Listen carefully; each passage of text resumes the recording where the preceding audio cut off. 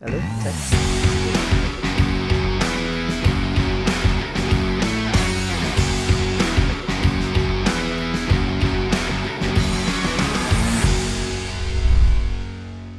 Selamat pagi, Assalamualaikum warahmatullahi wabarakatuh. Mahasiswa yang saya banggakan, kita bertemu lagi dalam podcast Lab Pemasaran. Kali ini kita akan membahas mengenai bagian dari taktik ya. Jadi kemarin setelah 3 strategi yaitu segmentasi, targeting, kemudian positioning, yang berikutnya adalah berkaitan dengan taktik. Ada marketing mix sudah kita lakukan, kemudian diferensiasi dan branding sebagai bagian dari taktik. Nah, diferensiasi ini sebenarnya merupakan bagian yang spesifik dari positioning ya, positioning. Kemarin kita sampaikan di positioning bahwa salah satu taktik yang memungkinkan kita bisa melakukan positioning dengan baik adalah ada beberapa, yaitu yang utama adalah ada pembedaan, diferensiasi. Kemudian yang lain menjadi yang pertama misalnya, kemudian keunikan dan sebagainya. Nah, di diferensiasi juga nanti ada bicara mengenai salah satu syaratnya adalah berkaitan dengan keunikan. Oke, sebelum membahas itu kita akan membicarakan mengenai apa itu diferensiasi. Nah, supaya gambaran diferensiasi ini lebih komplit, lebih lengkap Anda terima di dalam benak Anda, maka saya dengan tim ini menyampaikan beberapa atau mengambil referensi terlebih dahulu sehingga kita tidak berbeda pendapat, berbeda wacana mengenai ini ya. Bisa menjadi satu bahasa. Diferensi menurut Hermana ini adalah tindakan perusahaan menetapkan sekumpulan perbedaan yang berarti pada produknya untuk membedakan penawaran perusahaan dari pesaingnya ya. Jadi ada perbedaan ya, Hermana. Demikian juga Sugianto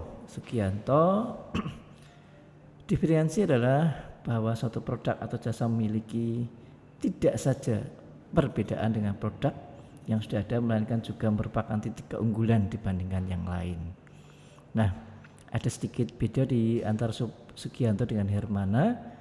Penekanan di Sugianto tidak sekedar beda saja, tapi ada keunggulan tertentu ya. Karena sekedar beda ya bisa saja beda, tapi apa sih?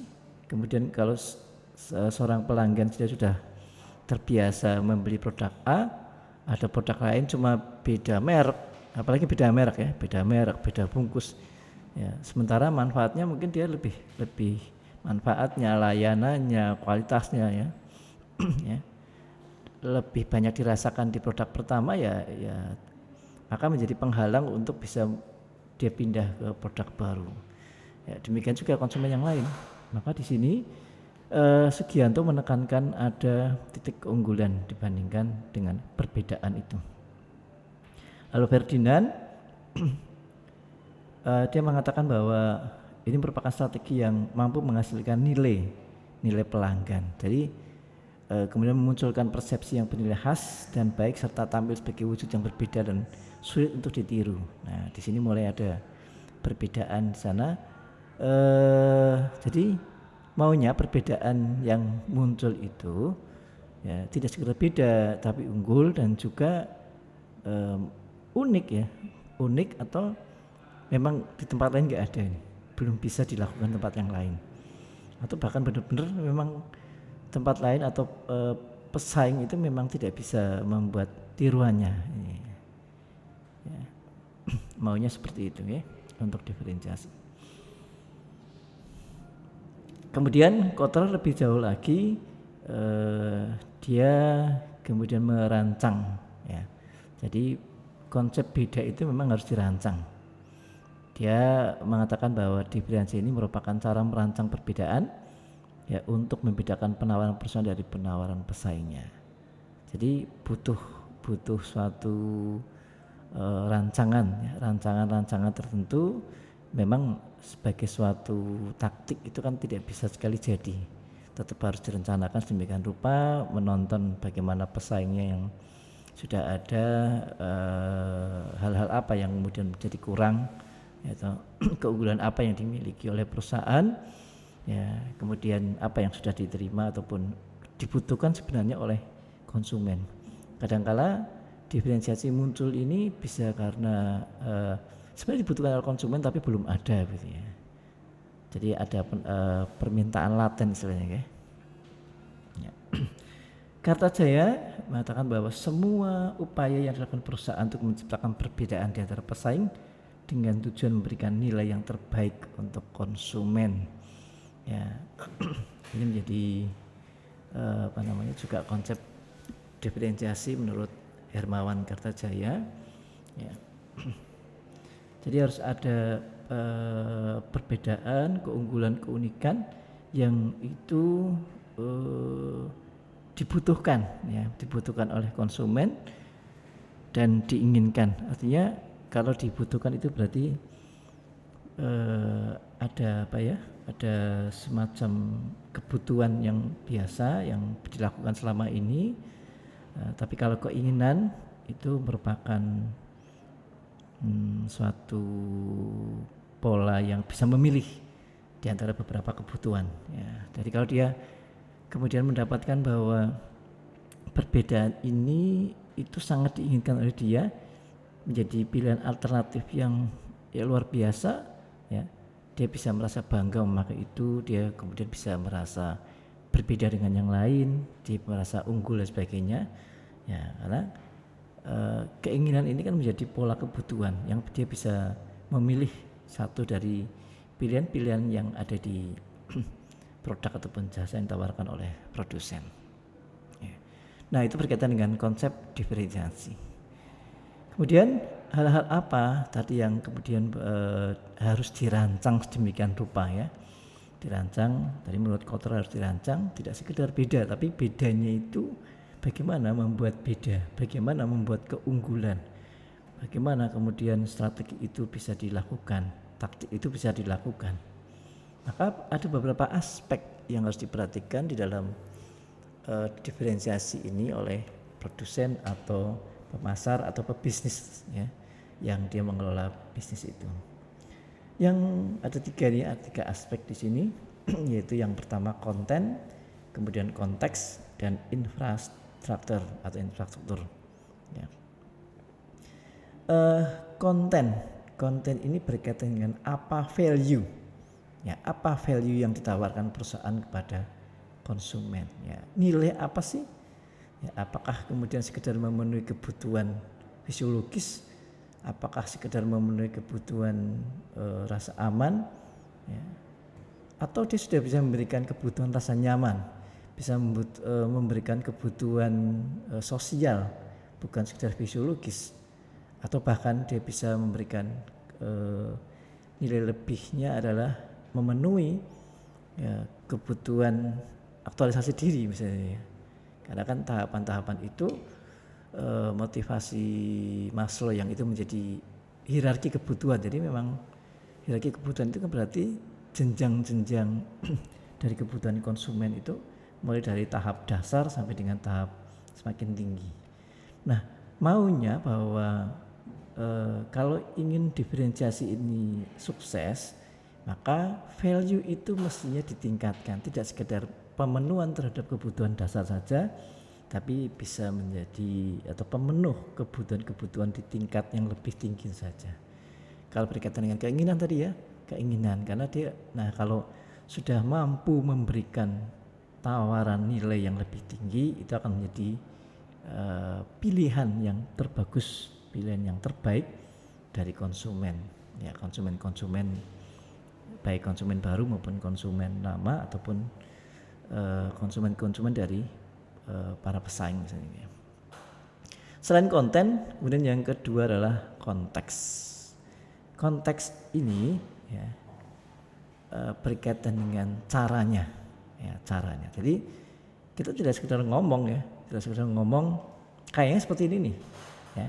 kayaknya kita bisa memenuhi ini ya.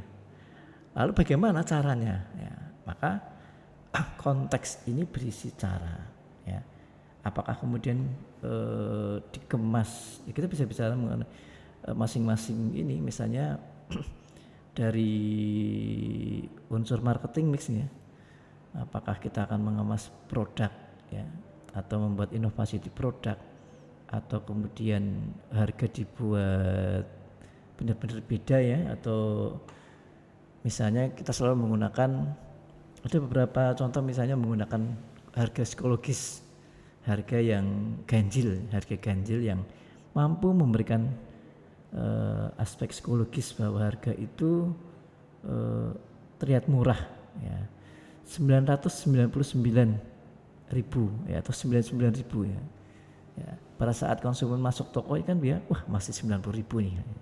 Padahal sebenarnya 99.000 sudah, 100.000-nya sudah kurang 100 rupiah. Tapi di benak dia ya masih masuknya adalah 90.000. Ya.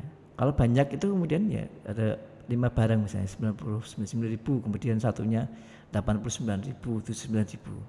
Maka kalkulasi secara kasar kan di 90.000 tambah 80.000 tambah 70.000 berapa, 150 pas 9 ya, 24 ya masih ya. Masih sisa. Jadi kalau konsumen bawa 300.000 masih sisa 6.000 ya. Kalau nilainya sampai 3 juta ya masih 26 ya, pasti 400.000. Tapi saat membayar dia ternyata kok mendekati 30 ya, biasanya ada sosok komplain gitu. Tapi karena informasi itu transparan ya kan, tertera harga seperti itu ya, memang kecuali ada upaya manipulasi data, nah ini akan berbeda ya. Jadi konsumen kan butuh diinformasikan secara detail ya. Detail itu dengan rincian harga itu ya, ya memang seperti itu ya, artinya bukan untuk manipulasi data atau menipu konsumen ya,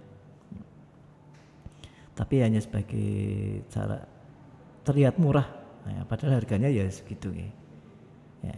Tapi kalau 100.000 90 atau 90.000 80.000 itu kan jadi berapa itu, 100 tambah 9 tambah 8 27 ya, sama sebenarnya ya, nilai kan hanya selisih 100 rupiah ya. Atau mungkin dengan pembelian beli 2 dapat 1 ya. Nah kalau kita lihat ya, ini sebagai contoh pembanding aja, Matahari itu selama ini kan melakukan strategi seperti itu ya, beli 2 dapat 1. Nah konsumen merasa wah untung sekali ya, saya beli 2 dapatnya 3 ya. Karena kalau dihitung-hitung ya sebenarnya ya cukup tinggi juga, karena mereka sudah menaikkan harganya terlebih dahulu, baru kemudian itu dibuat kebijakan harganya ya seolah-olah murah ya, beli 2 dapat 3 ya. Ya kalaupun kemudian beli 1 dapat 3 ya, itu juga bagian dari strategi mereka. Tapi kalau kita lihat sebagai pembelajaran, biasanya barang-barangnya adalah barang-barang yang stok lama ya. Stok lama memang harus dibuang karena pembayaran pajaknya itu kan dikenakan terhadap harga beli ya. Semakin tahun barangnya semakin rusak, semakin gak laku, sementara pajaknya tetap harus dibayar, maka memang harus dikeluarkan barang-barang lama itu. Nah itu 2 itu, lalu satu lagi adalah tentu saja berkaitan dengan pendukung ya.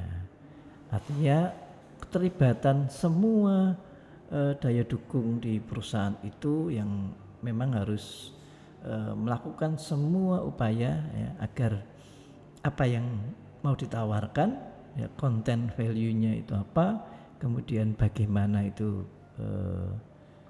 bisa dijalankan, tentu saja butuh dukungan ya.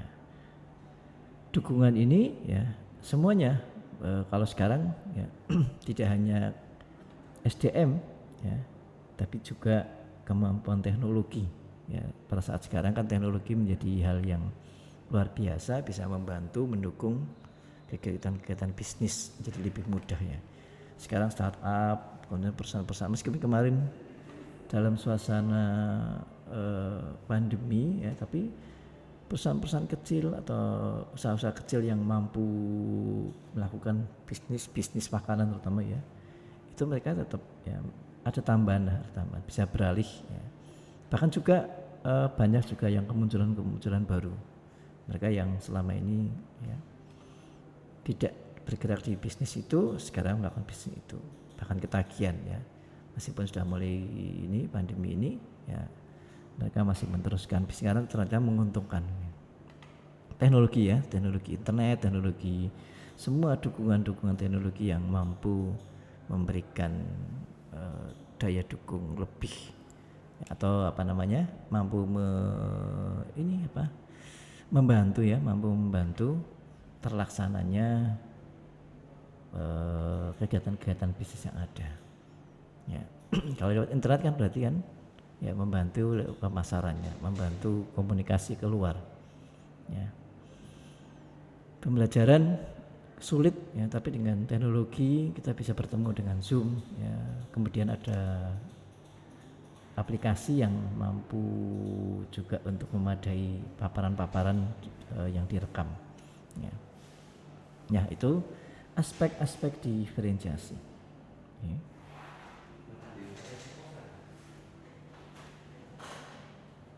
Kemudian nah, supaya apa yang kita lakukan tadi, taktik yang kita lakukan tadi berkaitan dengan diferensiasi ini menjadi mengarah ke suatu kesuksesan, maka beberapa syarat harus terpenuhi ya. Yang pertama unik, harus unik dulu. Unik ini ya berbeda ya, ada suatu yang entah dalam porsi yang kecil, persentase kecil keunikannya ya, sama-sama patung tapi yang satunya patung berdiri atau foto ya, sama-sama ada foto berdiri kaku tapi ada kemudian dengan gaya ya, kakinya satu diangkat atau kakinya dua-duanya diangkat kan, jadi berbeda ya. Tentu saja yang menarik saja ada gaya yang berbeda kan dibandingkan dengan gaya seperti Anda foto 3x4 kan, berbeda, unik, sesuatu yang unik. Kemudian mampu memberikan keunggulan bersaing. Nah, unik ini ya itu harus ada perbedaan dengan yang lain ya. Kalau perusahaan lain juga menghasilkan produk yang sejenis, produk yang sama, bisa enggak produk itu ada nilai lebihnya dibandingkan yang lain ya, keunggulan bersaing ya. Lalu excellent ya, unggul, jadi ada nilai-nilai keunggulan yang bisa dalam jangka pendek maupun jangka panjang, atau memang ini menjadi pemenuh kebutuhan tadi ya. Kalau produk tertentu kan kadang-kadang ya sama-sama laptop, tapi ada bisa lebih cepat, bisa memuat banyak aplikasi gitu, bisa ini tampilannya, atau kemudian mungkin antara layar dengan keyboard bisa dilepas, bisa dilipat ya 2 atau dilipat 4 misalnya, dan sebagainya. Excellent ya, itu menjadi syarat diferensiasi agar tentu saja namanya syarat itu ya, kalau ini tidak dipenuhi maka ya akan gagal. Kalau tidak ada keunikan, tidak ada keunggulan, tidak ada nilai yang benar-benar luar biasa, excellent ya akan sama dengan yang lain ya, tidak ada diferensiasi, berarti tidak ada pembeda gitu ya, tidak ada perbedaan.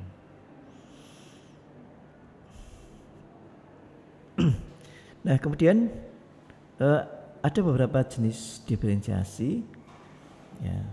Kita bisa bicara dari sudut produk, bisa bicara dari layanan, bisa dari citra ya. Meskipun nanti di dalam prakteknya juga bisa kombinasi ya diantara ini ya.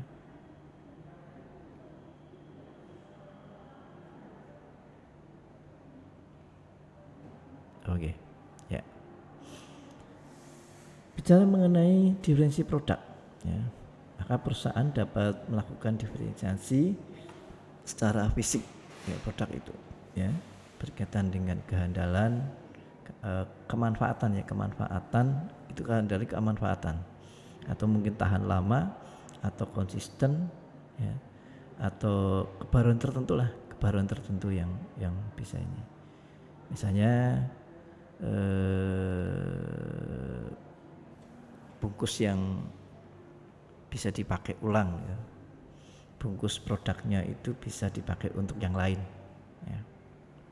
Jadi tidak ada sekali pakai buang. Meskipun juga ada sekarang ya justru misalnya produk-produk yang justru bungkusnya malah atau sekali pakai ya, tapi tidak berdampak ke limbah ya.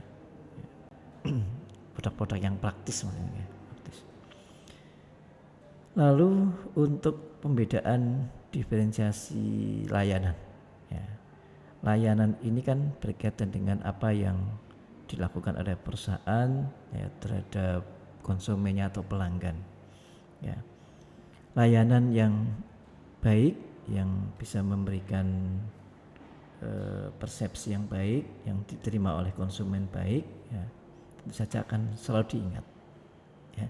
Ada beberapa aspek, ada tangible-nya, bukti fisik. Jadi nggak salah kalau kemudian misalnya kantor, toko ya, meskipun dalamnya pelayanannya misalnya karyawannya nggak becus, karyawannya selalu tidak ramah ya, tapi bentuk fisik terlebih dahulu kan ya, tangible itu kan bentuk fisiknya, ya. Jadi kantornya mewah ya, interiornya luar biasa, tingkat berapa begitu ya. Itu kan menjadi syarat penilaian konsumen terhadap kualitas layanan, ya. Tetapi kalau kita lihat dimensi ya, dimensi kualitas layanan yang mungkin pernah sampaikan Pak Budi di dalam pemasaran ya, atau di beberapa konsumen selain tangible ya, karena tangible ini kan hanya sebagai satu sebagian ya.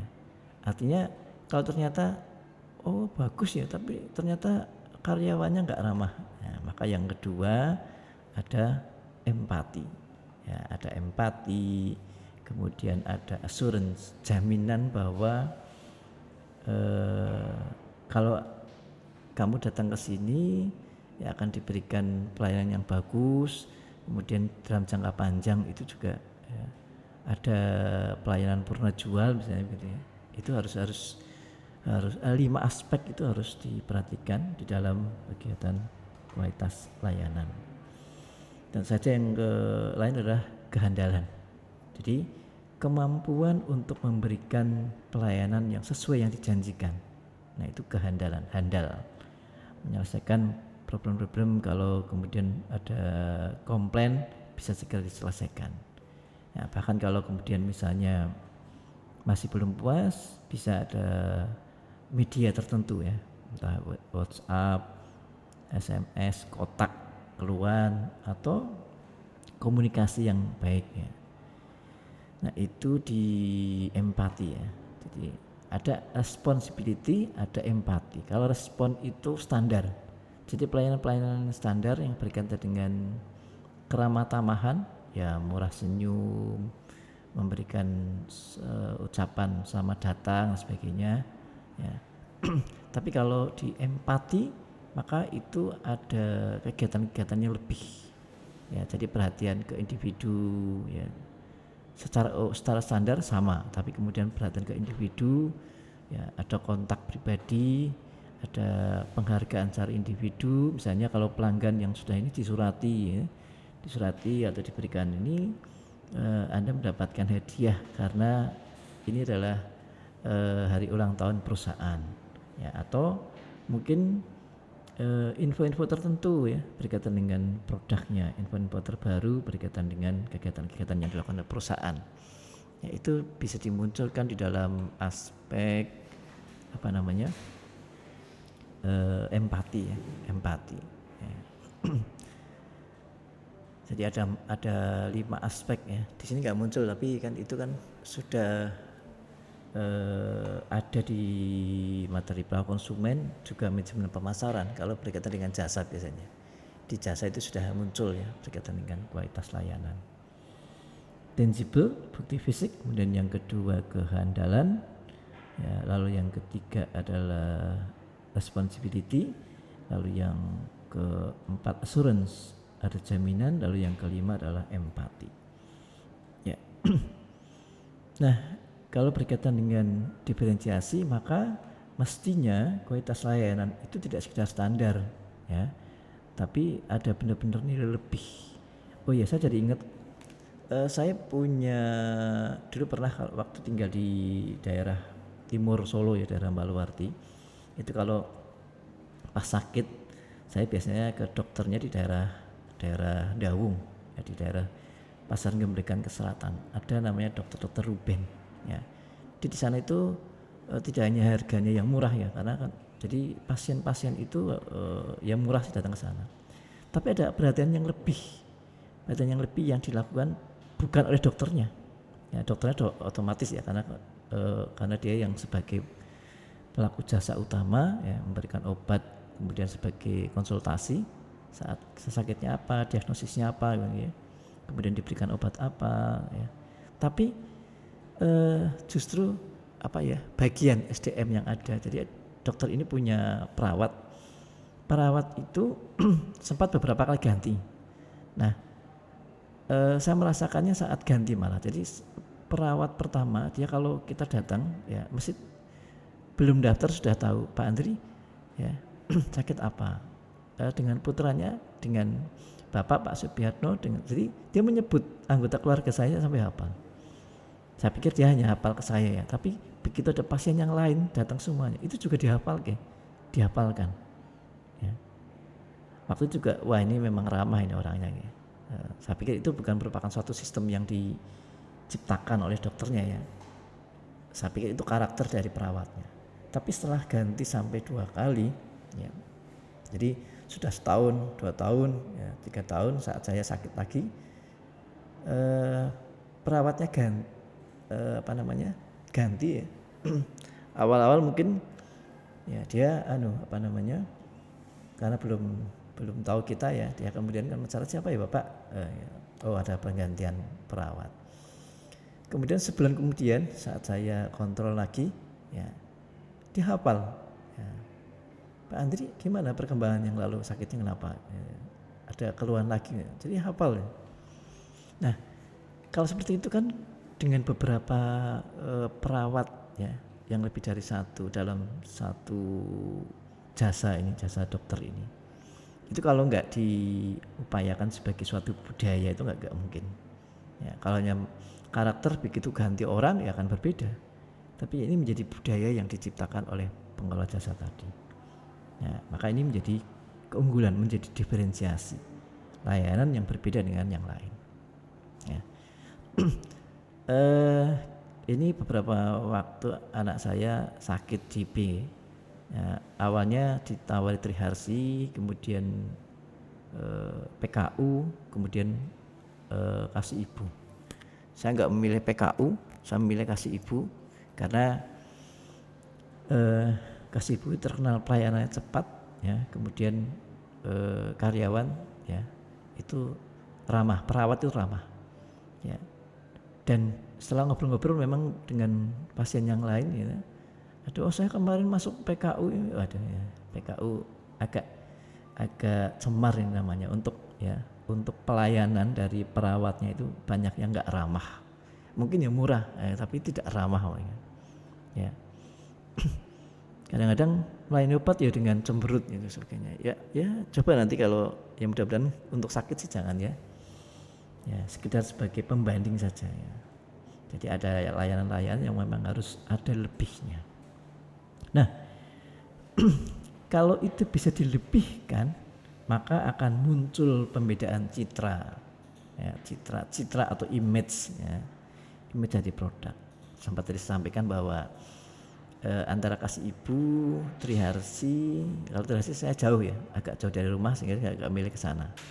Kemudian PKU ternyata ada pembeda ini. Mungkin PKU lebih murah ya, lebih murah, tapi prosedurnya mungkin agak berbelit ya.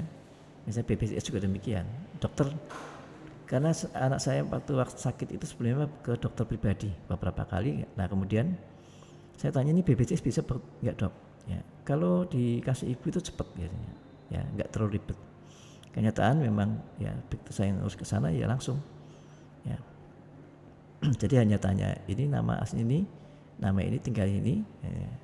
Mau milih sesuai dengan BPJS atau tidak? Ya, tidak banyak ribet. Nah setelah itu ternyata kemudian pelayanannya juga saya terima, waduh perhatian, beberapa jam sekali ada perawat yang masuk ngecek ya, sudah bisa tidur belum, gitu, bagaimana dicek suhu tubuhnya sebagainya. Jadi ada perhatian yang lebih. Ya. Nah kalau itu kemudian menjadi image yang bagus, maka ya sekali itu bisa masuk di dalam salah satu pikiran konsumen. Kunci positioning kan seperti itu kemarin ya. Bisa nggak nyantol di pikiran konsumen bahwa perusahaan ini wah benar-benar beda, wah benar-benar mereka memberikan pelayanan yang baik, mereka ya sangat cocok ya, pokoknya kamu nggak akan kecewa ya kalau membeli produk itu. Nah itu ya beberapa waktu ya, itu akan dia akan melakukan pembelian yang sama. Nah kalau dia merasakan yang bagus-bagus yang dia terima, nah, ini hal penting juga, dia mesti akan merekomendasikan kepada yang lain ya, berkaitan dengan produk ataupun jasa yang selama ini mereka beli. Kalau banyak orang yang kemudian memberikan rekomendasi yang sama ya, tentang kebaikan, tentang keunggulan ya, maka itu menjadi hal yang sangat luar biasa di dalam diferensiasi produk ini. Lalu bagaimana kemudian tahap diferensiasi yang dilakukan ya, supaya itu menjadi mudah konteksnya, konteks cara bagaimana ya. Maka ada di dalam segmentasi targeting itu ya harus benar-benar dipilih. Tujuannya apa? Tujuannya adalah kita kan bisa menentukan segmen ini kayak apa sih perilakunya, segmen ini maunya apa sih ya. Kalau kita tahu segmen ini ya, wah dia memang rewel lah, tentu saja berarti ada perlu dibuat satu sistem yang bisa memberikan apa ya, layanan kepada mereka-mereka yang mungkin banyak rewelnya gitu. Ada juga yang kalau kita kembali ke penggolongan masyarakat ya, kan ada masyarakat kelas bawah, menengah, atas. Orang-orang di kelompok atas itu mementingkan tentang kualitas ya. Jadi jangan harapkan menawarkan produk yang ya persepsi mereka itu jelek. Saya pernah itu menawarkan baju, sama-sama baju batik bahan ya. Saat saya menawarkan, maunya saya berikan murah harganya. Di tahun berapa waktu itu saya masih mahasiswa, saya nawarin batik. Kebetulan ada tetangga yang cukup berada ya, saya tawarin dengan harga hanya 100.000 ya. 100.000 bagi saya waktu itu termasuk mahal ya, karena pakaian aja masih 10.000, 25.000 waktu itu. Nah, tapi ternyata tetangga saya dan beberapa yang saya tawarin itu sempat ragu. Ini batik cap atau batik tulis apa? Ternyata dengan harga yang 100.000 itu bagi mereka murah. Ya, setelah saya tahu ternyata bahwa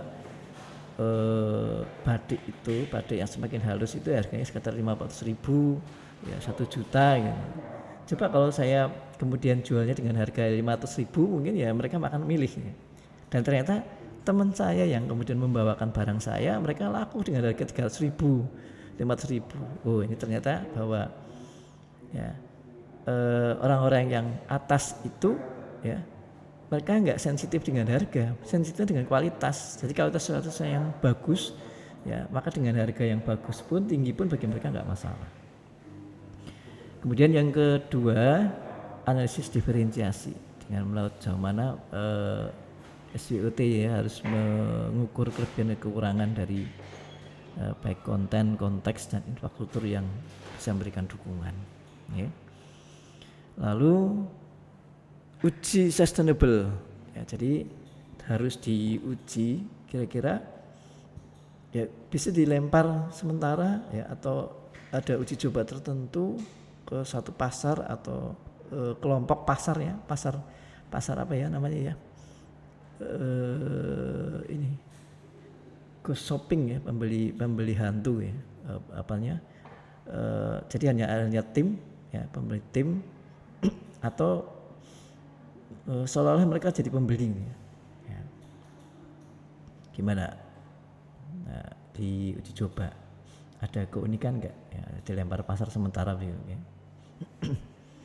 Kalau ternyata itu memang dilihat di konsumen ternyata berbeda, lalu mendapat respon yang bagus, ini berarti bisa diteruskan ya, memang tahap ini ya bisa apa namanya membutuhkan biaya juga ya. Tapi bisa saja melalui riset tertentu ya, riset kira-kira apa yang diinginkan oleh konsumen ya, kemudian itu menjadi titik pangkal kita membuat suatu diferensiasi tertentu.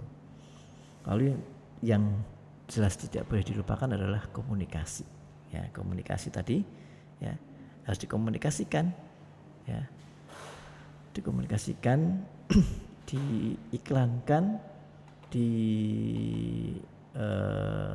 apa namanya bagian dari promosi kan, bisa dengan personal selling, dengan iklan ya, atau kalau perlu ditambahkan dengan promosi penjualan, hadiah ini. Promosi penjualan itu kan pemberian hadiah, di mana hadiah ini biasanya melekat ke produk lama atau produk yang berbeda. Jadi sekaligus ini uji cobanya itu ditempelkan, produk perbedaannya itu ditempelkan ke produk produk lama ya. Jadi konsumen bisa merasakan oh ternyata ada perbedaan ya antara produk lama dengan produk yang baru. Nah, itu kan komunikasi dengan pemberian hadiah, namanya promosi penjualan.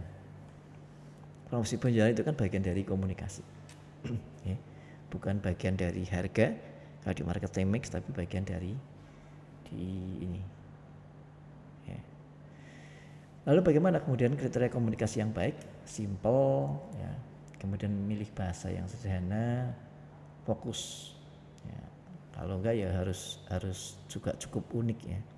Iklan itu kan banyak yang unik-unik ya, yang membuat kita penasaran apa ini sebenarnya iklannya ya harus berpikir ulang. Tapi sekaligus tadi tergantung juga segmen yang ada ya, kalau segmennya yang ke bawah ya itu kan nggak bisa kita berikan iklan-iklan yang harus berpikir lah, mereka harus berpikir banyak, itu ya kasihan ya.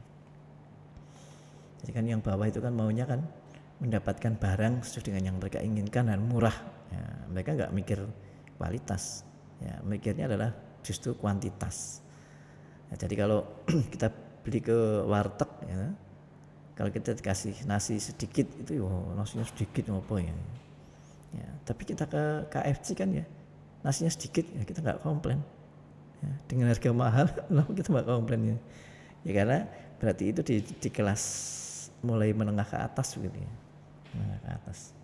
Nah kalau kita masih tawar-tawar, masih mikir-mikir, kita mungkin masih di tahap yang kedua ya, kelas menengah, maunya barangnya bagus tapi masih nawarnya luar biasa ya, itu tipe-tipe di kelas sosial ya, kelas sosial ya. Itu berkaitan dengan diferensiasi yang ya, menjadi bagian dari lab pemasaran. Secara materi utuh memang sudah mungkin pernah disampaikan Pak Budi di apa namanya di pemasaran ya. Di pemasaran itu diferensi belum. Diferensi munculnya di positioning. Jadi positioning muncul di pemasaran, kemudian di lab itu kita kupas kembali kemarin. Lalu salah satu taktik di positioning adalah berkaitan dengan diferensiasi. Oke, terima kasih. Materi ini mudah-mudahan bisa dipahami, dan tugas sudah menyusul, nanti Anda membuat atau memantau perusahaan-perusahaan kecil atau perusahaan-perusahaan yang ada di Indonesia, bagaimana mereka melakukan diferensiasi ya, apa unsur-unsur yang misalnya dari segi konteksnya ya, kontennya kayak apa yang mau disampaikan, atau dari ini keunggulan dan keunikannya yang ya itu Anda lihat nanti. Oke, terima kasih. Mudah-mudahan bisa dipahami. Terima kasih. Assalamualaikum warahmatullahi wabarakatuh.